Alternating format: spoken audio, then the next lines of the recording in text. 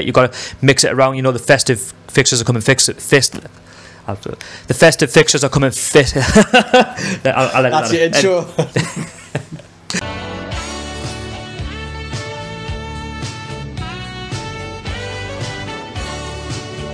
Hi everyone, what's going on? It's 100% NUFC. So this weekend it's the 125 year anniversary of Newcastle United, and we're going to be previewing the game against Leicester City at St James's Park. Now I'm joined by Lee from Newcastle Fans TV, the main presenter on the channel. I'm also his fourth presenter, and we're going to be just talking about the game this weekend and what to expect. And it's a massive day, isn't it, for the club? It is. 3 points is always big, but aside from that, you've got the 125 year anniversary. Everyone's got memories of the Toon, young and old, whether you're 5-year-old to whatever age, you know. The massive flags from the war flags and the Leicester flags will be coming out on display, so get your cameras out, get your phones out, etc. It's going to be mint. They'll probably have some event going on, but the club will probably keep that under wraps at the time. But I can't wait to get in there and just see it. Yeah, I encourage you all to get there very early. It's going to be a 52,000 sellout. I'm sure the Leicester fans will be in full voice as well, and it's massive. But that aside, now we've come off the back of another defeat against Chelsea 3-1, and we've now got two back-to-back games coming up. Now starting off with Leicester. Right. Leicester come into this game on really good form. Claude Puel, who they've just appointed at the end of October, he's managed to pick up 11 points out of 18, which is massive for them. You know, and that's the research that I did, and you know what, they're on really good form. He's getting the best out of Morris, he's getting the best out of Jamie Vardy, and I was watching Leicester the last couple of games, and some of the goals that they're scoring, you know, it's the Leicester of a couple of seasons ago. Yeah, it's on the counter, over the top pace. Demarai Gray's another one who come on, the young English talent. So do you play a high line? No, you wouldn't play a high line against Leicester, would you? You'll have your defence further back. So that's why I think for me you start Isaac Hayden just to protect that, to have that extra body in midfield. Yeah, they've got talent, but Newcastle have to pick up something from this game. I think realistically in the next two games you need 4 points.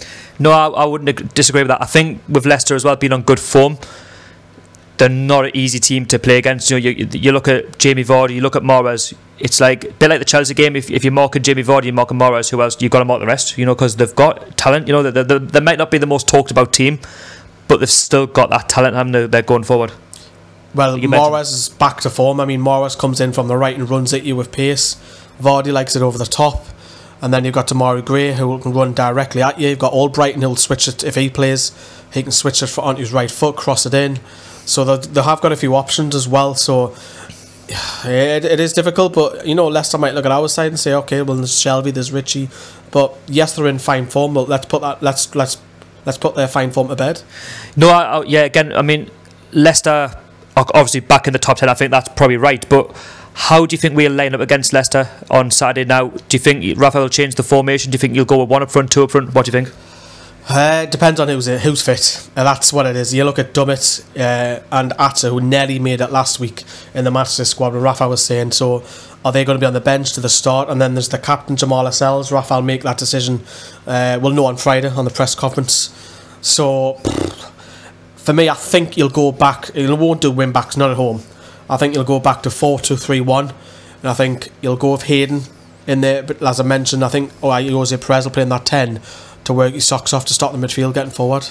Now, you say one up front, who would you start with? In my opinion, I would go with Dwight Gill, because he scored that goal against Chelsea. He's got that pace that Joselu doesn't have. He got dropped for the game against Chelsea, and I think that was a great move by Rafa Benitez. Yes, he led the line against West Brom, but you've still got to score goals.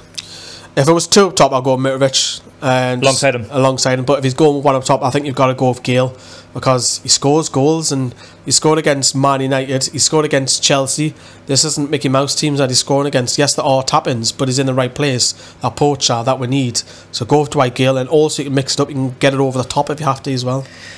Midfield, so Mikel Merino, would you start Mikel Merino, and who would you partner him alongside? Hayden and Merino midfield for me. Whether you leave Shelby out or you put him in the 10, which I don't think will happen. I think just that extra security, just so you stop Leicester from countering against where, that's what I would go with. I think in my opinion, the two players I would drop, and this is just my opinion, you can leave your comments down below, I would drop Richie for this game, because he hasn't been good enough the last couple of games. I mean, yes, he might be the best player at the club. I love Matt Ritchie, but he's been a bit off. I would drop him if it had been away at Leicester, but because it's at home, Rafa Benitez trusts him. He's like the main man, isn't he? But the one that you probably wouldn't disagree with would be more Diame. Diame will not play. There's no shadow of doubt. Not good enough. Richie, I think, the thing is Rafa too loyal. He is loyal to his players, but It comes to a time where a player's not performing. I know he's in an unusual position last week against Chelsea, left wing back, which is fair enough, and he did cost him a couple of goals. But if Atsu's fit, Atsu goes to left and Murphy comes over to right for me. If Atsu doesn't make it, will he go for Orlando Aarons? It's all ifs and buts, isn't it? In goal, you look at, Caldolo. He's played the last couple of games. Will he get his home debut again? Yeah, he'll continue his third game of the season, his first one at home. But yeah, still, because I think his first choice at the moment. I like how he comes rushing off his line. He's confident, isn't he? Whereas I think you look at Rob Elliott, he's looking a bit nervous, and I think it's only right that you've got to mix it around. The festive fixtures are coming The festive fixtures are coming fit. I'll That's your intro. Anyway, so the festive fixtures are coming thick and fast, and you've got to be able to do experiment, and that's what Rafa's doing. And are you a little bit concerned that he doesn't know his best team, his best formation? Are you? There's a little bit in the back of your head, because he's gone with 4-2-3-1. He's went with 4-4-2. He's went for wing back system. I think because we're struggling, he's trying to change it, which is good. Because we've always known Rafa's been stubborn. 4-2-3-1 for 18 months, won't change it, and now he has seen it. But does he know his best side? No.